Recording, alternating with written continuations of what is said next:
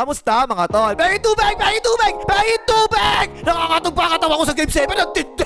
Ayan na, ang ganda ng kape. Nakakarma rin sa wakas ang OKC Flappers. Ayaw pituhan ng referee. Makapatumbo-tumbo nila no? San Antonio Spurs vs OKC Flappers Game 7. Abay, try na natin yan. Pero bago yan, at tiyara muna tayo. Focus na sa goal.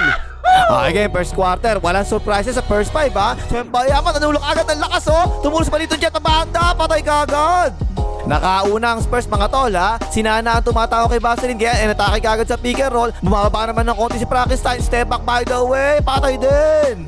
Sa kabila naman, Twin Towers ang OKC mga tol. Kaya meron talaga mismatch, diba? Si Palito Chet na tumatawa, si Vaseline lang maliit Ayan na nga, nanulak pa nga, step back jumper, patay din.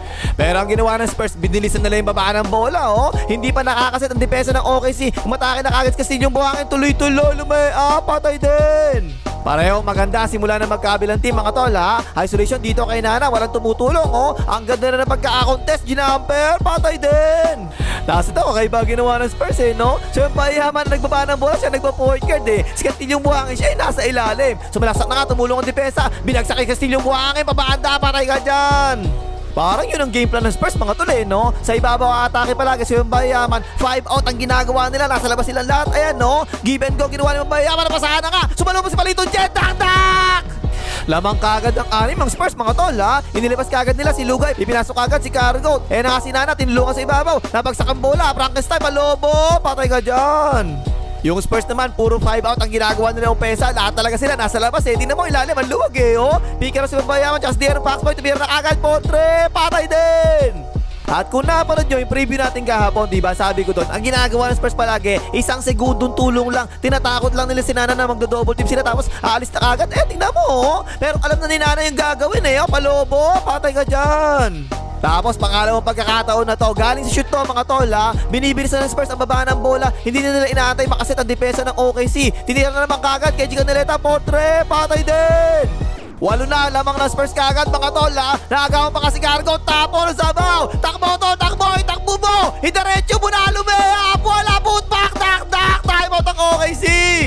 10 na lamang ng Spurs mga tol ha. Kagaya dati, ibinalik na nila yung rotation dati. Maaga na nila ipinasok si Corneto ngayon. Ang ganda ng peke, cross-court pasuluyan. Libre si Wallace Stick, Potre, pakay din.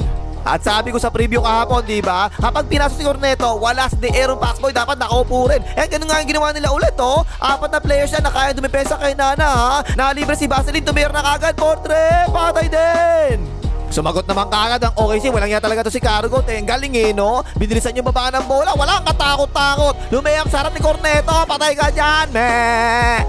At ito, pangalawang beses na nilang inatake si Nana ha. Kanina si Vaseline, ngayon si Castillo yung buhangin naman. Sumalaksa, pumeke na pumeke, sumabit, basket, may kasamang foul. 11 na kagad na lamang ng Spurs mga tol. Tapo pa sila dito. Matake si Vaseline, nakabuelo, sinalubaw. Kick out sa corner. KG Canaleta, open niya, Potre, patay din. 14 na lamang ng Spurs mga tol. Pero naka-back-to-back basket sa OKC. Ang ganda ng pasa ni Nana sa corner. Edwin McCain, Potre, patay din niya. Time out ang Spurs. At ayan na kagad ang referee. Mga tol, tinan niyo mabuti ha. Sumalaksak si Nana, ayan ang contact. Lumeap, wala, tsaka pumiti yung referee. Foul ka dyan, tol, sumablay Pito na lang kagad ang lamang ng Spurs mga tol ha. Sagwa pa na offensive nila dito. Napunta kay Tinion Harper, nag-isolation na, sumalaksak, pumiyat. Sinabihan ni Mario Aquino, agad na kilikilile, patay din. 10 ang lamang ng Spurs mga tol ha. Pick and roll dito ang OKC. Napababa ng pwesto yung Bayaman Napunta kay Edwin McCain, tinira na kagad, Potre, patay ka dyan. Ayan tayo sa first quarter, 32-25 lamang ang Spurs. Okay, like mo nga, hayop ka na. Game 7 na to, hindi ka man lang nag-like. Kahit isang beses hayop ka, mag-like ka na. Second quarter na, pick and roll kagad ang Spurs sa ibabaw ha. Tumulang depensa kay Bayaman. Ayan nakalibre to si Dillon Harper sa ibabaw, Potre, patay ka dyan. Nakaupo si Nana simula ng second quarter ha. Ayan, si Wallace Tiga sumasalasak, tumulong na si Bayaman. Napasahan si Frankenstein, tirang takot, patay ka dyan. At as usual, kapag nandiyan si Frankenstein sa loob kasabay ni Bayaman, kakatawanin palagi si Bayaman sa ilalim para di siya makatulong, diba? As Edwin McCain, jumamper, naawa pa nga. 4 na lang kagad na lamang ng Spurs. 14 kanina yan ha. Full court press pa ang ginagawa nila dito. Nakalusot si De'Aaron Foxboy. Nagpalit ang depensa, tumulong sa gitna. De'Aaron Foxboy, palobo, patay din. Semi-pass break naman. Spurs dito, 4 on 4 yan ha. Si Wembinski, tumira na kagad. Potre, patay ka dyan. Eto, ang ganda Nakabuelos din yung Harper. Sinabayan ni Paliton Jet. Bao sa pansitan. Takbo ang OKC rito. Ang ganda na ginawa pasa kay Gargot. Sinabayan din niya. Lumehap. Wala din. Counter, post break ang Spurs. Takbo, tumabok kayo lahat. Binigay kay Legend Carter na Brian Pasinamaya. Layup yan! At sabi ko ng preview, di ba? Kapag inupo ng Spurs yung Bayaman, inuupo din si De'Aaron Foxboy para walang target. Pero eto, ewan ko kung anong nangyari eh. Nasa loob si De'Aaron Foxboy, tinarget ka agad eh, oh. O yan ang kasi Nana, pumiyit. Hinampas, prato ka dyan, tol. Eto naman, off the ball pick and roll ang ginawa ng Spurs dito, ha. Nakabuel si Corneto, kaya layup! Wala, buti na tumawag ang referee. 11 lamang ng Spurs, mga tol, ha? O, ito, binigay kagad nila kay Nana. Nag-overplay ang depensa. Naku po, nalibis si Nana, portre, patay din. Eto, nakapeki si Nana at yung Amber, bumagsak kahit walang contact. Pero nakakuha na naman ng OKC sa paraw. Nakabuel si Nana, tuloy-tuloy, dak-dak. Nagbubuhay na si Nana, mga tol, kumuha ng switch. Ayan kagad yung sa segundong tulong, oh. Yung Amber naman si Nana, patay din. Apat na lang ang lamang ng Spurs, mga tol, ha? Eto, si Paniton Jet pa rin, tumatawa kay Baselin, sinalaksakan na nga. Lumeapo lang, ako rin kasi yung buhangin, bootback, patay ka dyan. Pero ang ginawa ng OKC, binilisan nila ang baba ng bola, ha? Hindi ko alam kung matatawa ba ako, matutuwa ako dito, eh. Takot sila tumira ka ng Bayaman, pero ang ganda na pasahan, eh, no? Palobo, patay din. Apat na lang ang lamang ng Spurs, nagbubuhay na talaga si Nana, mga tol. Isolation niya, tumulong na kagad sa Bayaman, Jumamper pare, patay na naman. Dalawa na lang ang lamang ng Spurs, mga tol, pero ito, nakagaw nila, tapo ng sabaw. Nauna na si Castillo, buhangin. Hard ball ni Caro, go ka dyan, tol. Common ball lang daw, sabi ng referee, hayop ka, ref. Tatlo na lang ang lamang ng Spurs, mga tol. Binigyan na naman ng OKC kay Nana. Isolation na naman yan. Nagbubuhay na yan kanina pa. Bantayan niyo, tol. Taas kamay. Tumira na naman. Patay na naman. Isa na lang ang lamang, mga tol. 5 out na naman ang ginawa ng Spurs. Speaker of De'Aaron Foxboy. Tsaka sa Bayaman. SDR Foxboy bumihit. Palobo. Patay din.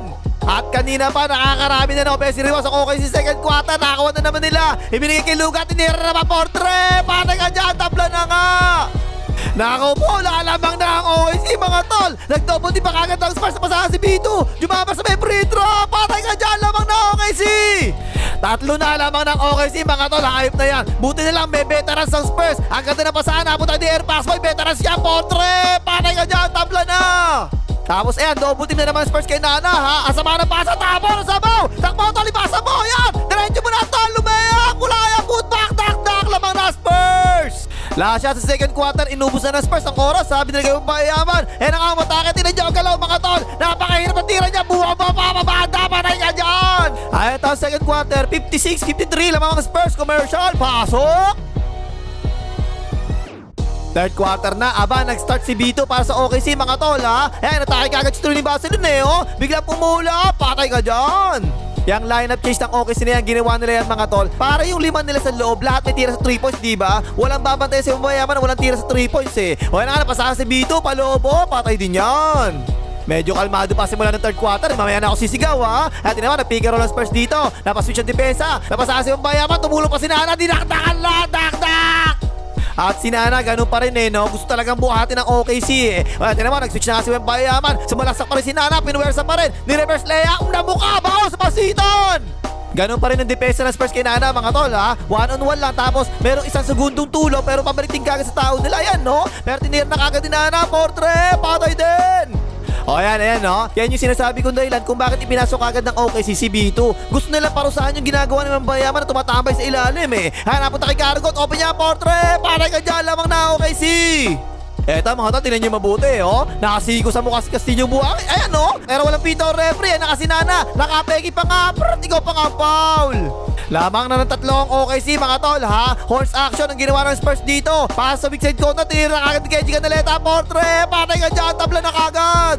Naging crucial si KG Canaleta sa third quarter, mga tol, ito pa isa, eh, oh. Pinasa kanya, tinira na kagad. Nag-close at si Luga, foul ka dyan, tol.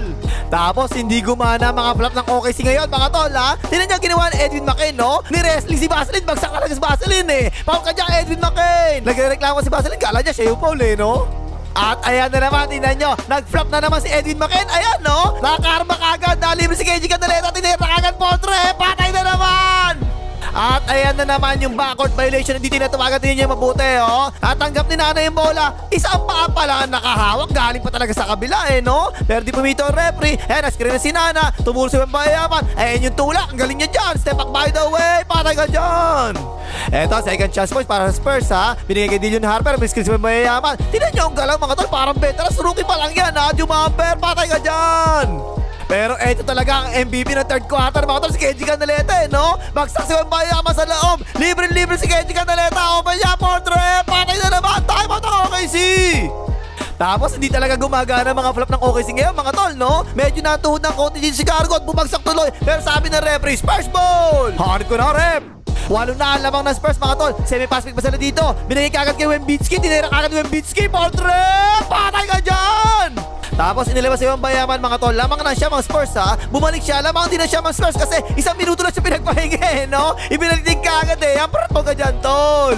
Lamang ng 8 Spurs mga tol ha. Dito ice defense ang ginawa ng Spurs. Tingnan yung sinana mga tol Nung nakapeki siya, ang tanong ni Basarin, palayo talaga kay Nana, diba? Tingnan mo palayo talaga Ang ginawa ni Nana, pumunta doon sa talo ni Basarin prato ka dyan tol. 3 na lang ang lamang ng Spurs mga tol. Paano ba naman 5 sunod na free throws ang OKC Buti na lang talaga may veterans no? Picker on Stair Pass Boy tsaka si Wembanyama. Naka-Stair Pass Boy palobo. Patay na naman. Wala kakabakabas Stair Pass Boy mga tol no? Siya naman may hawak ng bola. Umatake na nga. Iniwala si Caragot. Hinampas si Caragot. Prato ka dyan Caragot. At ito mga tol, pang-apat na to ha. Pang-apat na bagsak na to ng player ng OKC. Pero hindi pumipito ang referee. Hindi ginagagat yung mga flop no? Good ball daw yan. Tapos nakarami talaga ng offensive rebound sa Spurs third quarter no? Ito nakakatawa to Si Wembanyama naman ng flop. O ka dyan tol. Ano tol, masakit ba kapag kayo na flopan?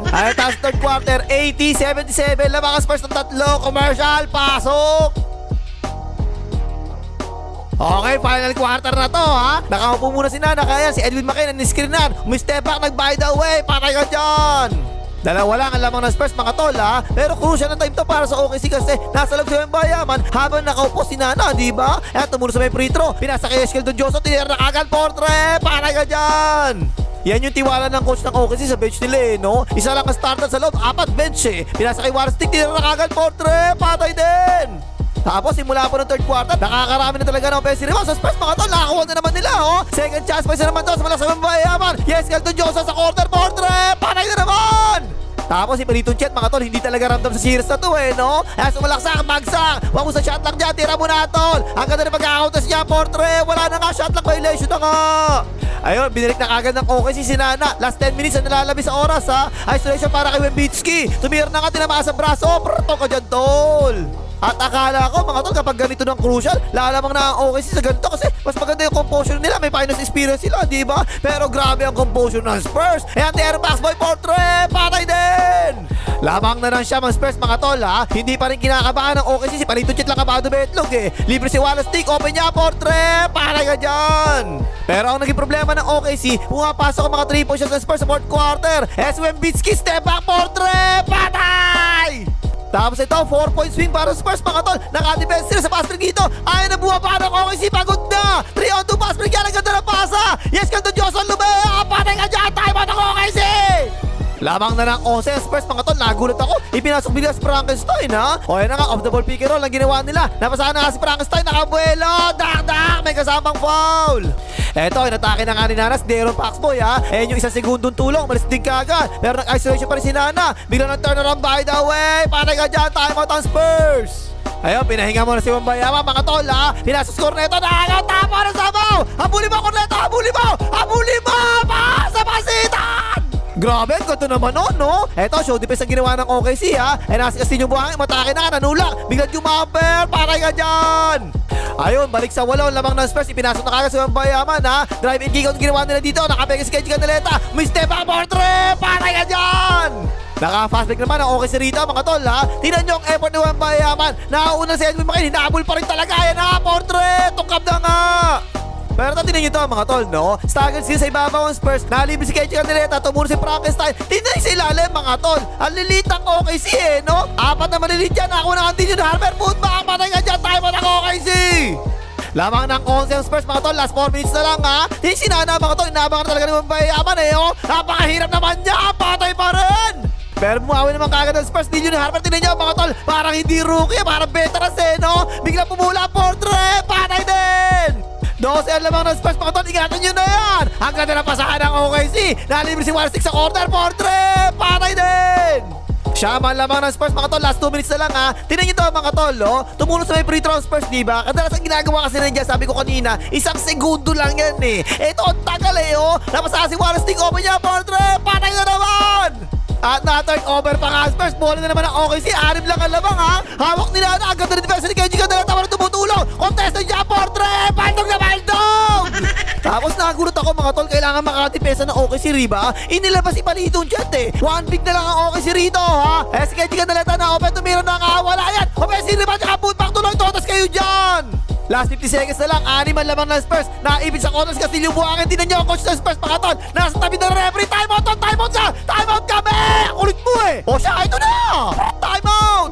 Pero na-turn over pa nga ang Spurs, mga tol, no? Nakakulit ni Nara sumalasang. Natakot ka ba Yama? Ayaw tumira, binasa malabas. Kasi Wallace Sting, ayaw rin tumira, takot din. Binasa malabas, portrait, tongkap yan. Pero nakakuha na naman ang OKC. Pero may pause to give pa ang Spurs, mga tol. Ang utak ni DR Pax, may pinaw talaga eh. O, pero ka dyan, tol. Nice, tol! Napakagandang fall nun para makasit ang depensa ng Spurs eh, no? Nagmamadaling na makatira ang OKC. Layo niya ang portrait! Baldog! Nakakuha rebound! Totas kayo dyan! Ayaw tapos ang boxing. Panalo pa nga yung Spurs dito. 111, 103. Pasok na ang Spurs sa finals. 4-3. Buti ka sa inyo. Okay na pa yung Magas Maligay. Makita na mga Flappers.